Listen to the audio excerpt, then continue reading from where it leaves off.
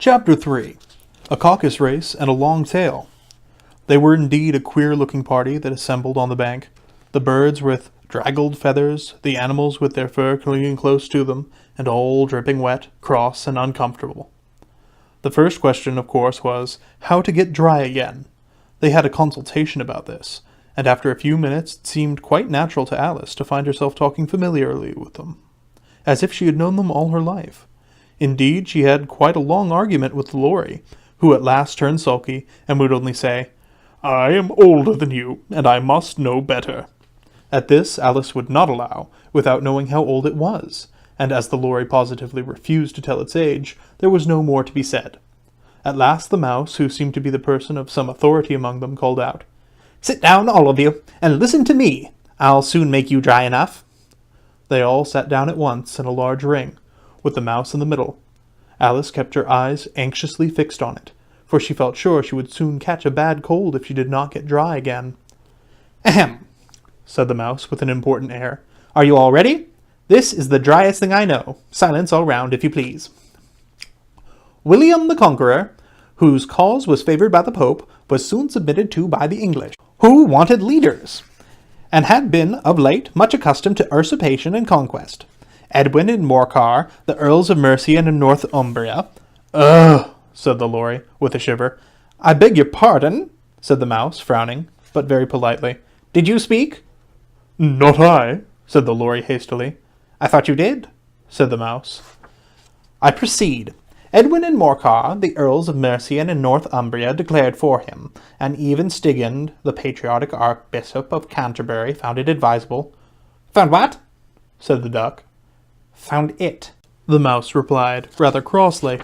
"Of course you know what 'it' means." "I know what 'it' means well enough when I find a thing," said the duck. "It's generally a frog, or a worm. The question is, what did the Archbishop find?" The mouse did not notice this question, but hurriedly went on. "Found it advisable to go with Edgar Althing to meet William and offer him the crown. William's conduct at first was moderate, but the insolence of his Normans—" "How are you getting on, my dear?" it continued, turning to Alice as it spoke. "As wet as ever," said Alice in a melancholy tone. "It doesn't seem to dry me at all." "In that case," said the dodo solemnly, rising to its feet, "I move that the meeting adjourn, for the immediate adoption of a more energetic remedy." "Speak English," said the eaglet. "I don't know the meaning of half those long words, and what's more, I don't believe you do either." And the eaglet bent down its head to hide a smile, some of the other birds tittering audibly. "What I was going to say," said the dodo in an offended tone, "was that the best thing to get us dry would be a caucus race." "What is a caucus race?" said Alice. Not that she wanted much to know, but the dodo had paused, as if it thought that somebody ought to speak, and no one else seemed inclined to say anything. "Why," said the dodo, "the best way to explain it is to do it.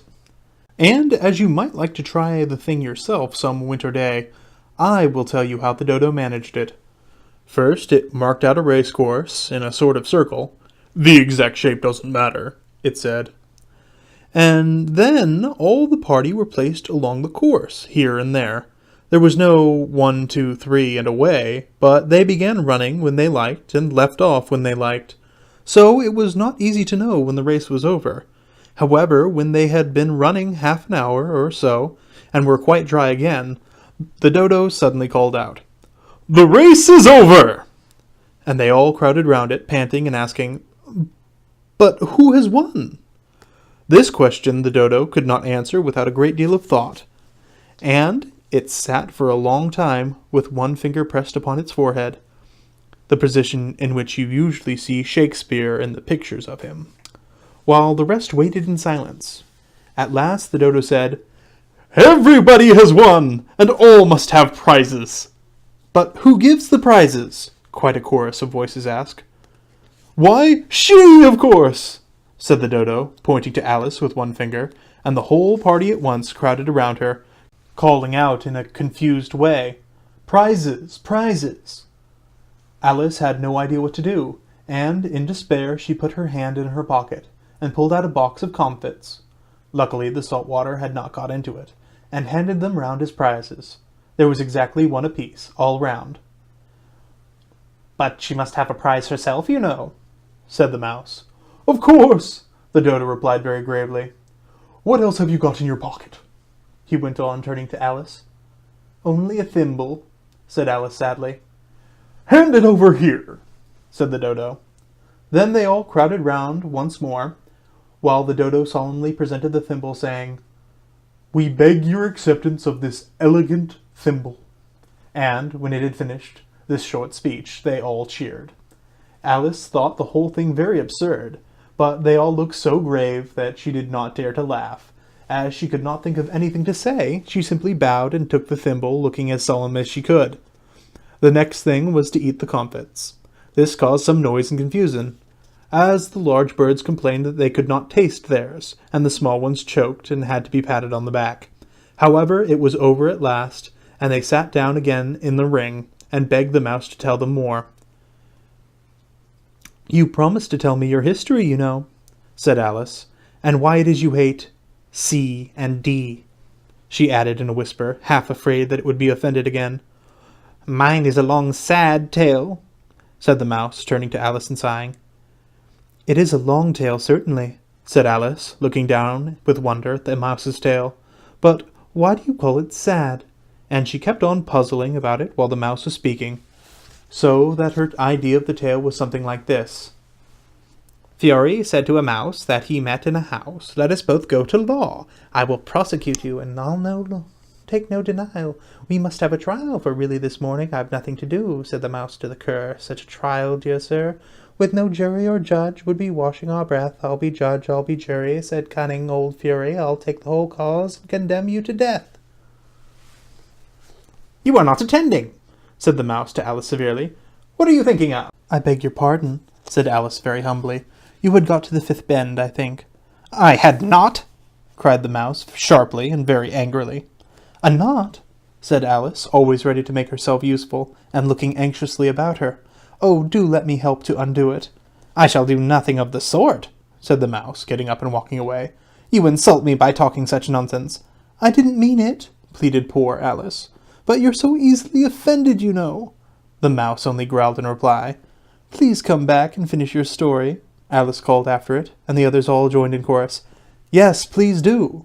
But the mouse only shook its head impatiently and walked a little quicker. "What a pity it wouldn't stay," sighed the lory, as soon as it was quite out of sight, and an old crab took the opportunity of saying to her daughter, "Ah, my dear, let this be a lesson to you to never lose your temper." "Hold your tongue, Ma," said the young crab a little snappishly. "You're enough to try the patience of an oyster." "I wish I had our Dinah here, I know I do," said Alice aloud, addressing nobody in particular. "She'd soon fetch it back." "And who is Dinah, if I might venture to ask the question?" said the lory. Alice replied eagerly, for she was always ready to talk about her pet. "Dinah's our cat, and she's such a capital one for catching mice, you can't think. And oh, I wish you could see her after the birds. Why, she'll eat a little bird as soon as look at it." This speech caused a remarkable sensation among the party.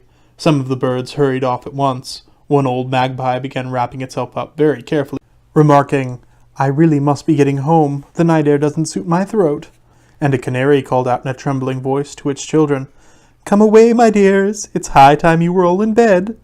On various pretexts, they all moved off, and Alice was soon left alone.